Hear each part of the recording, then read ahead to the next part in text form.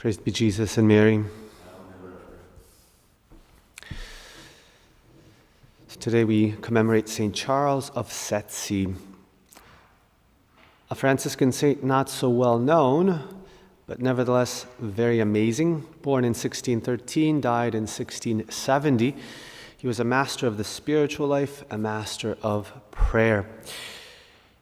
And speaking of prayer, we know that many people want to have a life of prayer.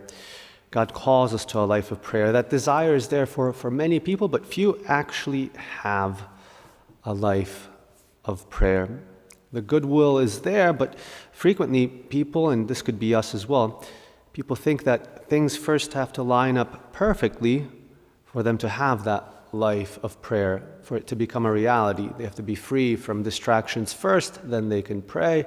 They have to be free from the busyness of life, then they can pray, free from worries, free from desolation, free from difficulties, then they can pray. And sometimes we think that, well, the saints prayed because God made things line up for them. They were free from all that we have to struggle with, free from desolation, free from distractions, etc. That's why they prayed. But in reality, the saints didn't have these perfect conditions that we sometimes imagine, because these perfect conditions don't even exist except in our imagination. St. Charles of Sezze, one of the things that he discovered when he became a friar and began to live the life of the friary was that, wow, there was a lot of work. There was a lot of distractions. There was a lot of difficulties to face. And he had to pray in the midst of all these difficulties. You couldn't wait for them to go away. Again, to have a spiritual life, to have a life of prayer is not to wait for these things to go away, not to be free of all of them, but to learn how to pray in the midst of them. When he was cooking, for example, because he was a lay brother, he had a lot of work.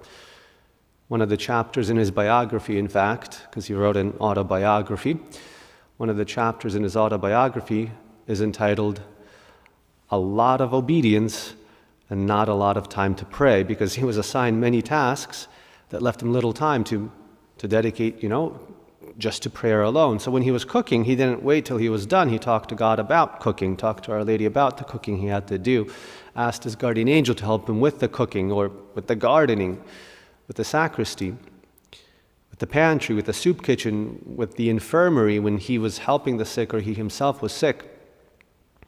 And when he was distracted or tired or was feeling dryness, terrible dryness, and desolation and sadness, he didn't wait for these to just go away, and then he would pray. He would bring God into these distractions, into these desolations, into the dryness, into the sadness. He would pray his rosary through the sadness, do his meditation, his reading, through all of these seeming obstacles. He brought God into them, and again, that's how we have a life of prayer. We don't wait for these things to go away. We bring God into all the circumstances of life, because these circumstances are part of God's divine providence for each and every one of us. Again, the saints didn't wait for perfect conditions to pray. We can't either. We can use our very conditions, situations, seeming obstacles to pray, and in this way have a life of prayer and become saints as well. Praised be Jesus and Mary.